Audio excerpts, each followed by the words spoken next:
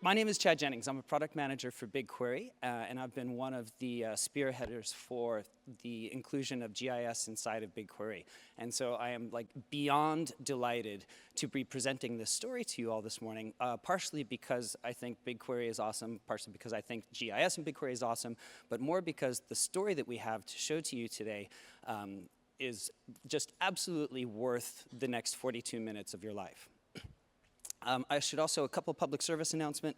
In the app, please do, there's a Dory, so at the end we'll be moderating questions. The Dory questions will come from the front mic. If there are any folks with questions, you can use the rear mic, but if you've got questions, go ahead and enter them as we go.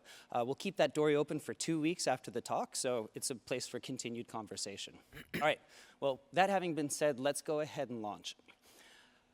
So one of the reasons that Google folks like to work at Google is making the impossible possible is a mantra that we have inside the company. And GIS inside of BigQuery really exemplifies that capability. We've been able to unblock some very significant workloads for customers, as Andreas Heim from Unicast shows here. What we're doing today, or one exciting announcement that we're doing today, is we're announcing the general availability of BigQuery GIS. So we launched the beta back a few months ago, and the adoption has been absolutely stellar. And with general availability, you actually get quite a number of new features that we'll get into in just a second. Geospatial data, it's interesting, like if you live in the Google world, right, weblogs are everything, right, because that Google lives and breathes weblogs. But when you start talking about particular industries, especially talking to people in those particular industries, geospatial data emerges as a critical unblocker for very specific workloads. So across a number of these different industries, mentioned out here on the slide, geospatial enables folks to get more questions answered that just weren't possible before. We'll dive in detail in the public sector and IoT branches, but in addition to that, geospatial data is also the cornerstone of pretty much every ecological study ever done. So let me see if I can guide the mouse to the right place here. There we go. So what Greg Fisk has done, who's an analyst at the Woods Hole Research Center, is he has plotted all of the ship traffic in the circumpolar ship traffic. And so this video shows the recession, the annual recession and progression of the polar ice cap. And the blue and yellow tracks show ship traffic here. And one thing that Greg noticed through this is, the obvious one is that every summer the ice cap recedes a little bit further than it did the year before. And that the polar vessels are able to traverse a little bit further north. The keen-eyed among you as well might have noticed some blue traces that go right through the ice. Those are icebreakers, so you can do that. There's even one that, there it is, it goes right to the North Pole. That's a $25,000 per person tourist ride that you can get from Novosibirsk, just in case you were wondering if that's an option. And so as they look at these tracks, they found that the shipping traffic was moving further and further north, and the volume of the shipping traffic was getting higher as these waters are getting easier to navigate. And so they're using that data to advise policymakers for things like, how long should the hake fishing season be? How long should we be fishing for halibut? What should the transit regulations be up in the north? And having BigQuery GIS has enabled Greg to do work that he wouldn't be able to do otherwise. All right. Okay, so what's new since the beta? First and foremost, perhaps most importantly and least excitingly, the transition from beta to GA means these features are now fully backed by BigQuery's service level agreement. So they have the full weight and force of Google Cloud behind them now that they're GA. It goes a lot faster than it did 6 months ago, so I hope you're all enjoying that. We've also, to make it simply easier to use, we've expanded the number of files that we import and egress. We've added a lot more functions over the course of the last 6 months. By the way, my favorite here is the safe prefix. This includes other, not just geography functions, but other functions inside of BigQuery. But if you do safe dot, instead of that query, if it comes upon some invalid data in the course of running the query, it will actually not not fail the query, just return null for that particular moment. So it's a really handy trick for debugging. I highly recommend it. And then kind of more fun here is we've also added a geospatial support for k-means clustering, which launched yesterday in BQML. And so our Mickey Mouse animation here shows that you can now do clustering with ML on your geospatial data. That actually doesn't happen in any other platform, which I think is awesome. And lastly, BigQuery GeoVis, which was our very lightweight visualization engine, has now gotten a little bit more heavyweight, and we've increased the amount of data that folks can visualize by 25x. So get in and play with that tool. That'll be a lot of fun for folks.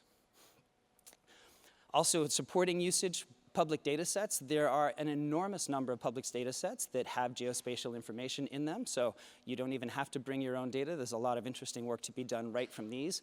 Also, the first column here, the rightmost one, US boundaries, like if we go ahead and take the trouble of importing the shapefile to have all the county boundaries or the state boundaries in the United States or zip codes or census tracts, right, you get the pattern here, then you don't have to worry about it. It's only just a join away. So BigQuery, this is the technology that we've invented here between BigQuery GIS and GeoVis. As I stated before, is making the impossible possible. And when you put technology in the hands of enormously creative and enormously skilled customers like Aclima and Geotab, you get some really amazing stuff. And let me tell you a very short story about how amazing stuff lands today when it started not quite a year ago. So June last year, I called Mike, who you'll meet in just a moment, and I said, hey, we're launching, don't tell anybody, but we're launching GIS and we're launching ML inside of BigQuery. Do you want to play? And Mike said, oh, that actually sounds awesome. 7 weeks later, Geotab was on stage here at Next telling the world about how these two technologies that literally didn't exist in the public like 7 weeks before, how they could operate together. So that level of innovation was quite impressive. So we launched that in July last year. Around about that same time, Felipe Hoffa from our developer relations team said, you know what, Aclima, Geotab, y'all should talk. And they did. And when you put folks together who want to talk and want to develop together, they actually created the system that I won't describe because I don't want to give it away, but they created the system that we're going to go into detail here. Roughly simultaneously with this, Google Sales kind of got wind of this and said, wow, I can make this, like, you know, Chad can do the tech side, but I can put this into the hands of a lot of customers. So thank you very much. And so we are here. So anyway, they developed a go-to-market strategy, and we're actually here able to announce the first deal where San Mateo County is going to use the system that Geotab and Aclima have developed. So from innovation through product development, through go-to-market, to first deal closed in 10 months. I think that's an awesome story. And now to tell you what that story actually is, Davida Herzl from Aclima, please.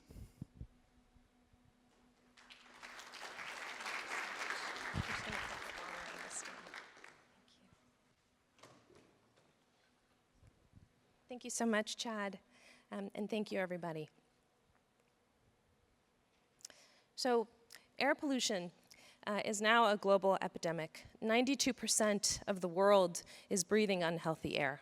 That translates to 7 million premature deaths per year, which is greater than homicides and traffic accidents combined.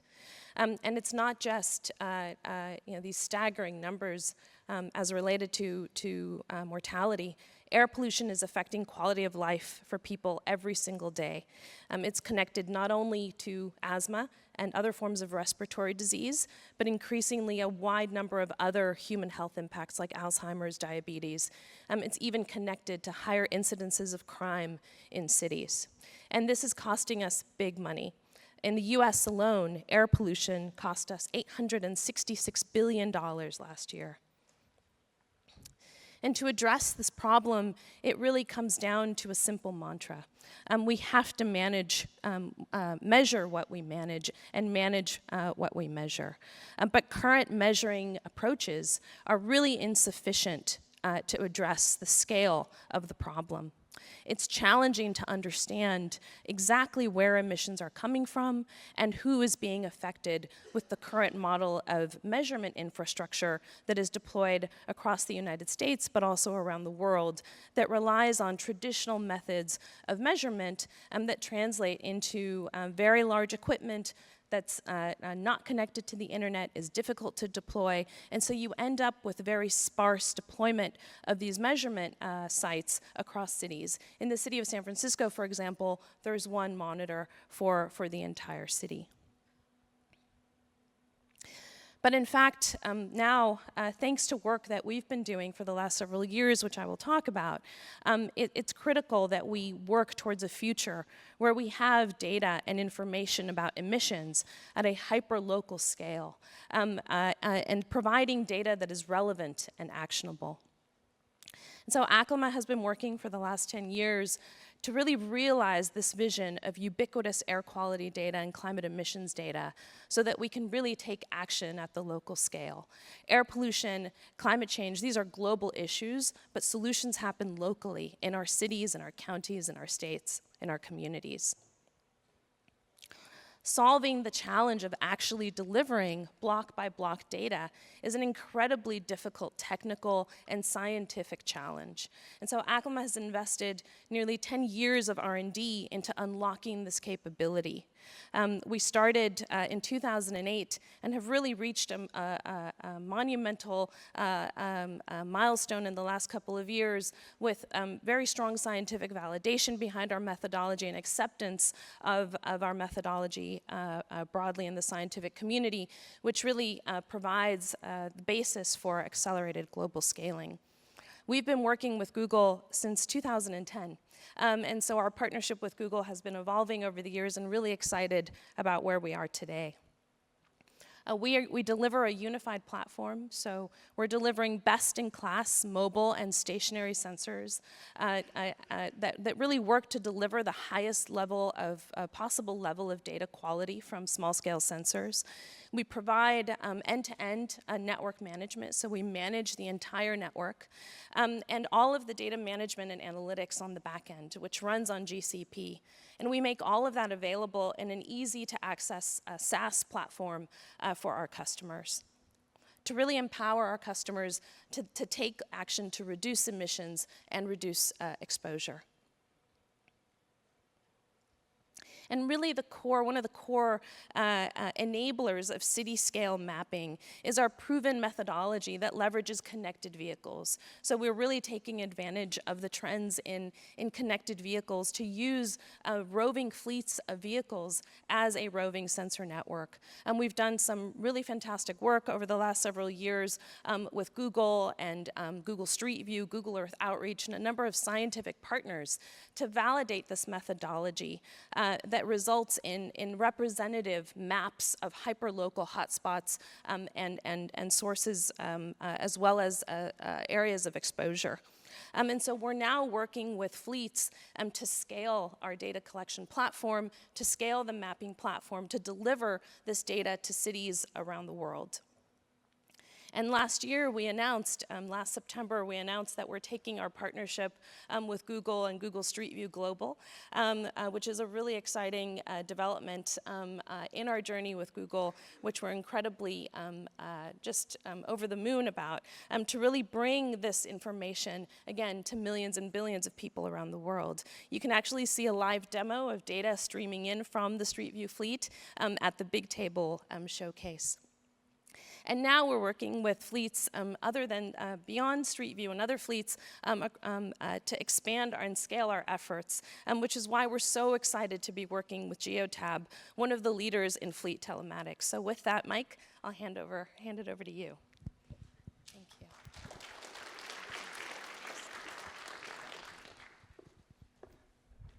Thank you so much, Davida. Just put this mic down over here. So, first of all, I'm really excited to be here today to talk about two really synergistic technologies that I think together have the power to really be transformative.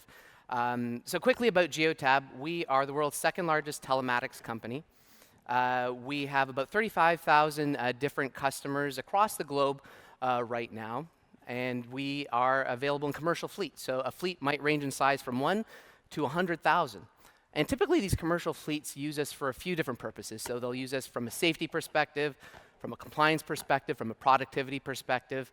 And we've got a little device, and it plugs into the vehicle, into the onboard diagnostic port, and it tracks everything from windshield wiper activation through to engine RPM, through to harsh braking. There's a little accelerometer built in there. And we've even got a gyro as well.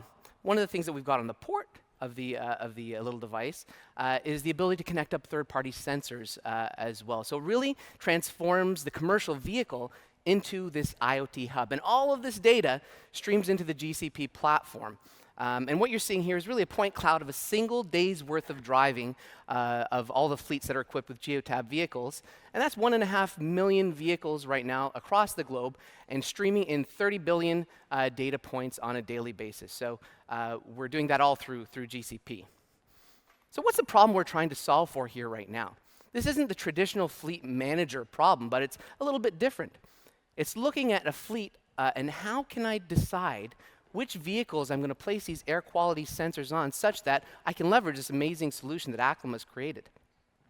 But it's not only which vehicles to put it on, it's which fleets. Which fleets are best serviced for this? So in order to determine that, we've actually developed some really cool machine learning algorithms that take the driving patterns of vehicles and transform them into different vocations. We've got 35,000 customers, garbage trucks, police vehicles, couriers, you name it. So we have to first understand how these vehicles are moving around cities. And once we were able to do that, we actually ran an interesting study with the Environmental Defense Fund, which you can see through this link over here. And what we were trying to do was figure out for a specific geographic area, what are the types of fleets that will best maximize geographic coverage? And again, it's all available through that link. But what this is showing you here is a story for Washington, D.C. And we ran it with one of our customers, DC Water, at Aggregate. And this is showing that over the period of about 6 months, we were able to get 70% coverage of the entire geography of D.C., and that's using their public fleet. Whereas you look at the private sector fleets and you get about 50%. And although this is representative for DC, we were seeing this picture more or less across the board for small, large municipalities. And when we talk about coverage, it's really important to understand what we mean when we say coverage as well. So we look at coverage from a geohash perspective. And for those of you who aren't familiar with geohashes, it's a way of dividing up the Earth into various quadrants. And we look at it at the geohash 7 level, which is an alphanumeric representation of a specific area. And the geohash 7 level represents about 500 feet by 500 feet. And when we say something is covered, it means it's been covered by about 15 different passes through each of these geohashes. Okay? And that was, again, through the study with EDF. Turns out that having municipal fleet vehicles collect these air quality sensor readings is a good thing. It's good because there's an incentive to deploy. There's a duty to serve back to the public. We have so many different varied use cases of these vehicles too. You have public transit buses, folks in water and wastewater, and the coverage is so disparate that we get a really nice geographic spread.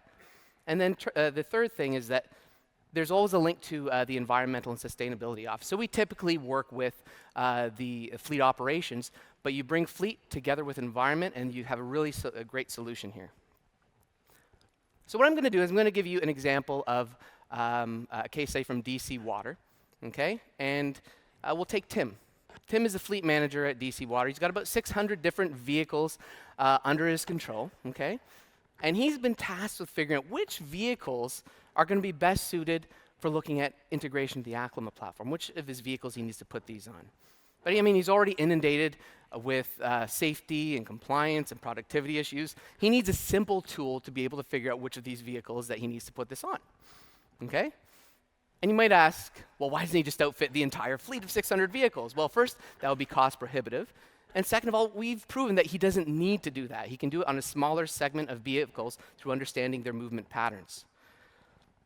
Now, imagine that you've got thousands of Tims. We've got 35,000 customers, thousands in the municipal fleet sector. We need something that's going to scale really, really well. We can't just do it for Tim and expect to be done. So I'm going to walk you through our process of ingesting all of this data, transforming it, exploring it, which is really important, I think the most important step, and then developing a solution that works well, a very, very scalable approach. So I'm going to flip back about 3 years to 2016, where we were monitoring 400,000 vehicles. The old way we looked at this, so the vehicle will communicate over the cellular network. It will send data through to our gateway servers, which sit on GCP. That then goes through to our streaming server again on Compute Engine. And through streaming to BigQuery, we're able to get that data to BigQuery within 5 to 10 seconds. So for 400,000 vehicles, from the time the data hits our gateway servers to the time it's available in BigQuery is about 5 to 10 seconds.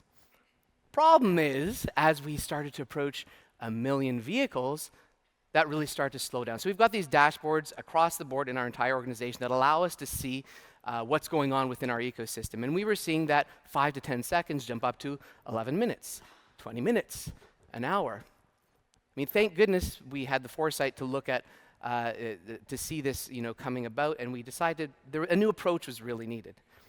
And that a new approach is what we're doing today. So we've got about 1.5 million vehicles, again, streaming through the cellular network to our gateway servers. Segmented files are sent through to cloud storage. And then we've got Kubernetes engine that picks up all of this data. So we've got 36 different pods in Kubernetes that are picking up all this data and then pushing it into BigQuery using streaming inserts. And then we're able to maintain that 5 to 10 second lag. So that worked exceptionally well for us. Kubernetes gave us the ability to scale really, really well, and we can dynamically scale it up and down as needed. So now that we've done the ingestion, time comes for transformation. So I mentioned we've got 30 billion records coming in on a daily basis. About a third of that is GPS, so 10 billion GPS records. Now, in order to develop this tool that's going to be really useful to be able to figure out which vehicles we want to deploy, I don't need access to the raw data. I need access to some transform data. So then we transform this data.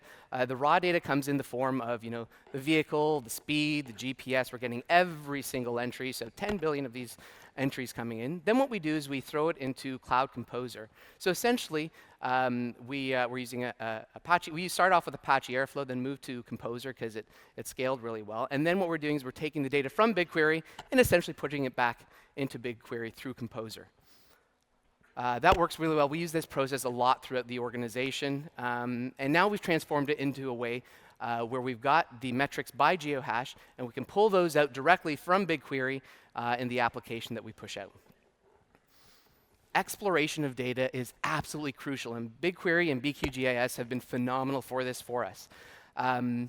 So we've, if anybody's done any interpretation of GIS data at scale, it's difficult to put a ton of data onto a map. So what we've done is we've developed a tool leveraging DecGL that allows us to put millions of points on a map and be able to analyze that. So I can throw a query into this, so this is the tool right here, into the side, and then have it visualized immediately. And this is great because all of a sudden, my data scientists who have been running Colab and Jupyter notebooks now have the ability to write a single query with geospatial context and visualize it immediately. All you need to know is SQL, which is really, really powerful. And as a quick example of what we did here during the exploration process, we literally mapped all of the coverage within DC, and then we decided, wouldn't it be interesting to take open data from DC and plot where all the schools are and see if we can find an intersection of where, if we were to deploy these sensors, where we would be missing from a coverage perspective on schools. So we ran a quick intersect statement over here leveraging SQL, and it pulled out that data immediately. So again, leveraging BigQuery and BigQuery GIS has been transformational from a data exploration perspective. And we didn't stop there. We wanted to understand what kinds of vehicles would elicit the best coverage.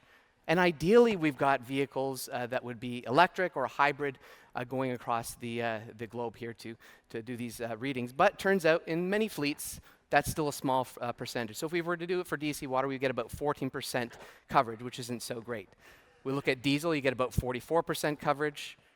Gas, 59% coverage. And if you look at a consolidated approach, you get about 70% coverage. Okay, so again, it does warrant the need to have more of these hybrid and electric vehicles, I think, within communities for us to be able to do some really cool stuff.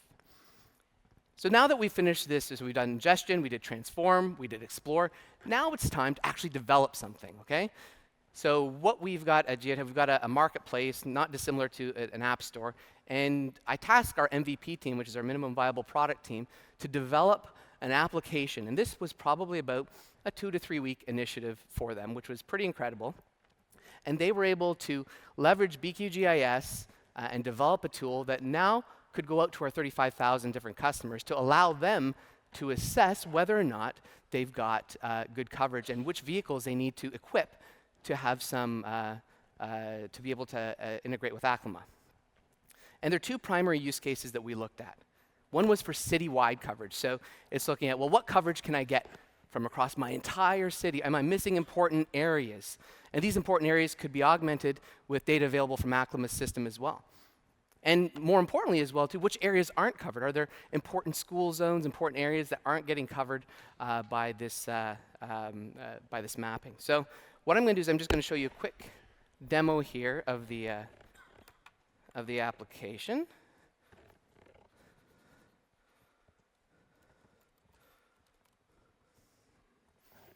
All right. So what we're looking at here is the add-in. So we've got DC's kind of boundaries drawn here. I'm going to run just a very quick analysis for you here. So it's going to be from October through to December at an aggregate level for DC water. And what it's doing in the back end, and I've staged some data here, that's why it was so quick, but we're pulling off queries from BigQuery, leveraging BigQuery GIS as well. And what this is telling me here now is from October to December, I've got 55% coverage with 30 vehicles in this area. Vehicle 8619, it's a light-duty truck. It represents about 81% of that 55% coverage. If I zoom in here, I'm able to quickly see each geohash, and each geohash that is represented there means it's been covered, so at least 15 or more passes. The lighter the color, the fewer vehicles that were there. So you can clearly see the major arteries by the number of vehicles that are just shown in a deeper color. In addition, I've got this pretty cool little chart over here that shows my coverage percentage by number of vehicles. So if I have 30 vehicles, which I do, 15 passage represents that 55% that you were seeing up there. If I scroll up to here, I get 50 vehicles, I get about 61% coverage. So I can look at by number of passes and by number of vehicles as well. Now let's say I want to maybe look at, this was for a 3-month time period, maybe I can get some better data and some better coverage if I look at it over a 6-month time period. So if I do that, I jump up from 55% to about 65% here, which isn't too bad. What I can also do is I can have a look at filtering this data a little bit more. So I could do it by number of passes if I want. If I want to augment the vehicles from 30 to 50 vehicles and apply that filter, you can see that my percentage jumps up to about 70% coverage as well. So it becomes a business decision at this point in time as well. Is it worth deploying another 20 vehicles for a 5% increase? Maybe I can leverage some of the data available from Aclima's platform to make up that difference as well too. So it gives you a good way to explore which vehicles are going to be the best to give you coverage.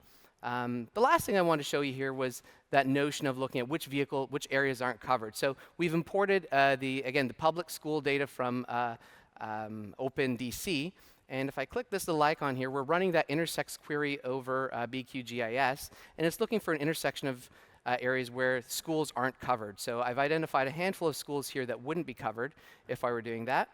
And if I looked at a major kind of thoroughfare here, this is near a freeway, I could see that this particular school here isn't immediately covered. Its surrounding neighborhoods are, but it's River Terrace, Education, about 131 kids there that wouldn't have coverage. So one potential is you might put a stationary sensor there, or again, it might be some data you could leverage from Aclima to make that complete coverage. And without further ado, I'm going to bring Davida back on stage here, and she's going to talk to us about the amazing solution that the folks at Aclima have as well.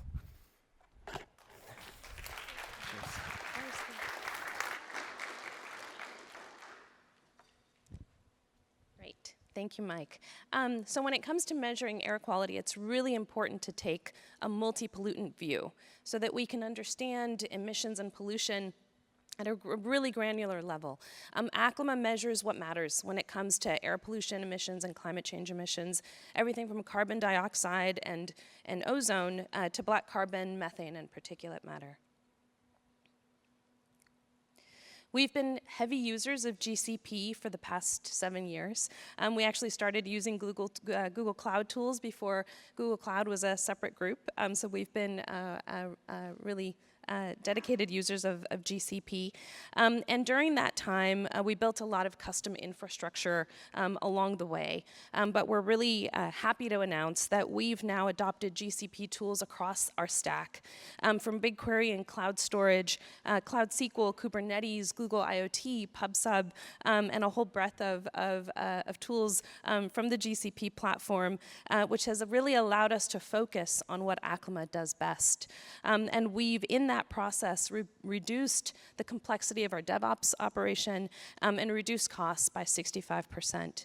And as heavy users of BigQuery, we're taking advantage of the new GIS functions to simplify complex querying and aggregation to prepare for the downstream analysis that occurs when we ingest all of that data and then really work to make sense, help our customers make sense of that data. And we're also really happy to announce today that we are now a cloud SaaS partner, enabling us to bring the best of everything that Aclima and Google have to offer to our customers. Our services are offered primarily through our SaaS platform through Aclima Pro. Aclima Pro is a paid premium service that allows public and private sector customers in government and the enterprise to access, analyze, query complex and dense air quality and climate emissions data sets to better inform a wide range of decisions to reduce emissions and improve air quality. We also have a freemium service that we offer to communities and to citizens that turns all of that complex information into data, or all of that complex data into information that the public can consume in a really intuitive way that enables broad public awareness and engagement with air quality in our communities. The benefits of the Aclima platform are broad. There's a broad range of capabilities that the platform enables our customers, empowers our customers to do. But fundamentally, it comes down to really being able to diagnose problems at the city scale. So I often say that we're creating a wearable for the city so that we can actually diagnose what's happening, why it's happening, identify hotspots and sources, reveal hotspots for human exposure so that then we can actually take action. And once we take action, understand the benefits of that action, understand the ROI on the decisions that we've taken as cities, as users of the platform. And so, as an example, and I think one of the most powerful examples that we've seen, again, comes down to some of our most impacted populations. So when you're a city and you have to make a decision about where to invest public funds to protect school children who are often the most affected by pollution, they're having to do that in the blind, so without any data whatsoever. But what the platform enables our city users to do is to target those funds in a way that really targets those areas that are most impacted and benefits the broadest number of citizens and children. So with that, I'm very excited to pass the mic over to John Walton from San Mateo, and really excited to be working with you, John.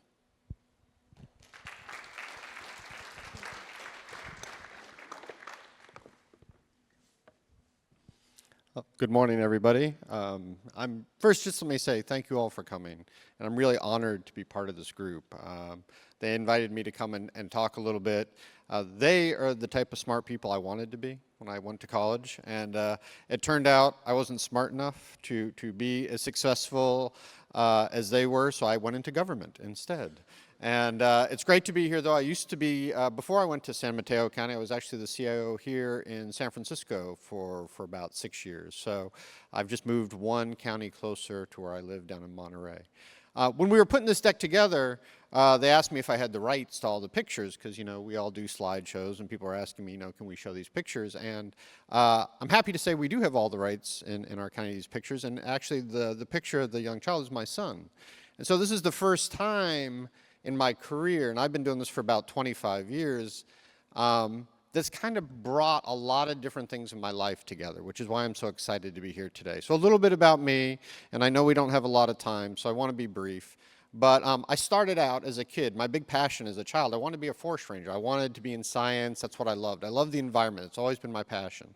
And so that's really, when I started school, that's what I wanted to do.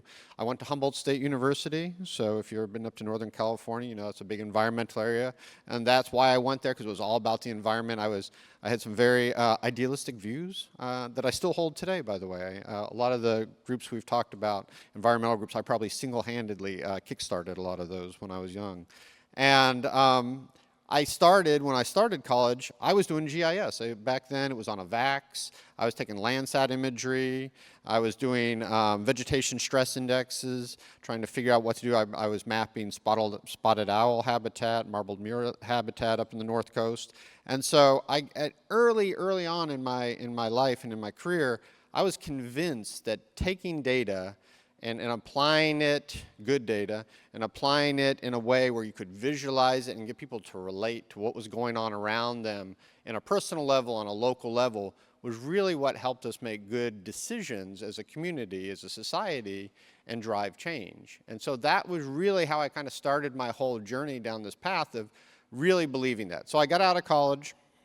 I was going to be an engineer, but it turned out I didn't really love calculus and fluid dynamics, so I went more the natural side and did a lot of hydrology and things like that. But I got out of college, and it was during the Reagan era. There was no jobs in the environmental area, go figure.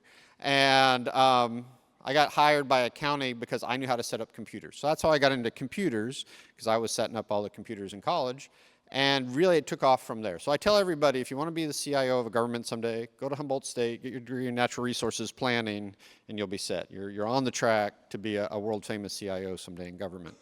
But that, fast forward now, 25 years later to where we are today, in San Mateo County, if you think about our county, we're 800 square miles, well, 500 square miles, about 800,000 people in our county.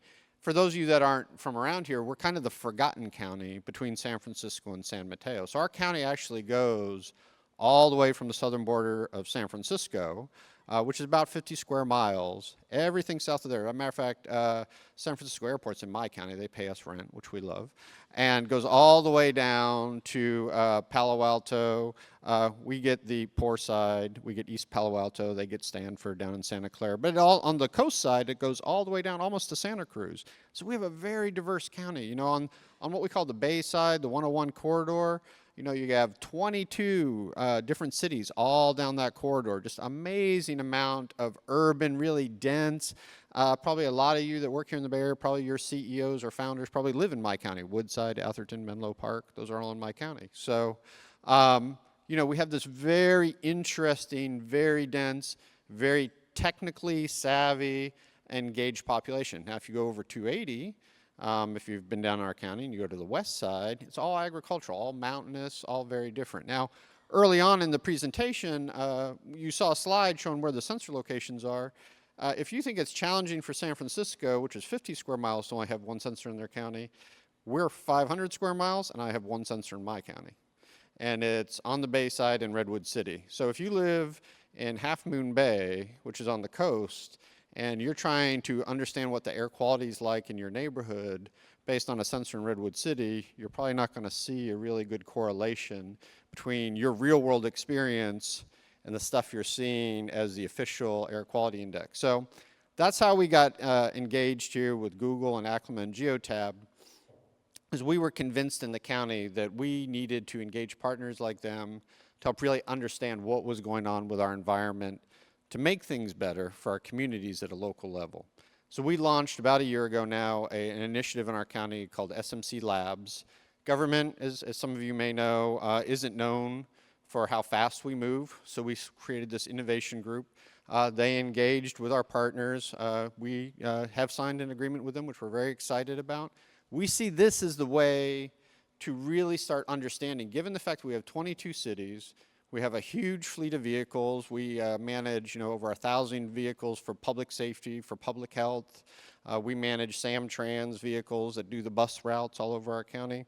We think this is a great opportunity to use a combination of Geotab and Aclima data to really start understanding what's going on in our county, because these problems we're trying to solve in the real world, they're not specific to an invisible political boundary. The problems around air quality don't stop when you cross from one city to another when they're all together. There's really a regional problem we're trying to solve, we're trying to engage on.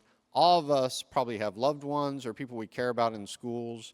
When we had the fires, one of my other part-time jobs, I'm a trustee on a school board, but when we were having the fires up in the North Bay, that wasn't just a North Bay problem. Granted, I mean, that was horrific for the people up in the North Bay, but the huge plume of smoke went offshore because of the wind currents and came in over our county. And it was really eye-opening just to see how impactful that was to how people perceive their quality of life and things like that. There was people calling our hospitals, sheltering in place, schools were closing. I mean, it really caused sort of this ancillary impact to the community, to our whole region for a while, that I think, you're always concerned about the people who's losing their houses, who's losing their lives, but it really brought home to all of us how we're all in this together, and we have to solve these problems together. And air quality is just, I think, one of those really easy to understand, important values that we can look at, that we can track. And I think, my hope is in the coming months, as we continue to explore and expand this partnership with Google and with Aclima and Geotab, and we start to deploy more of this technology, as we start to do some of this analysis, as we create these great interactive maps and visualizations that we can share with politicians and the community about what the current condition is in their neighborhoods and what they can do, and policies and actions we can take based on data, that's really going to start helping us make changes in our communities here in the Bay Area, and then, launch to other places. I know this is already going on. We were just in Denver last week at a Smart Cities conference, and they're talking about it. I think this is just really the tip of the iceberg, where in the few years, this is just going to be the norm for everything. So I really appreciate you all being here. You're the brains behind all this, and I'm going to hand it back over to Chad.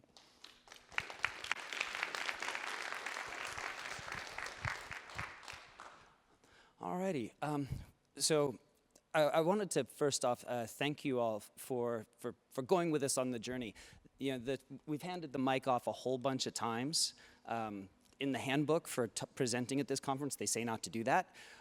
But really, the story spanned a whole bunch of organizations and a whole bunch of use cases, and it was really important to make sure to bring John on so that he could explain who the people are that benefit from the maps that Mike and Davida are making. So thank you very much for coming.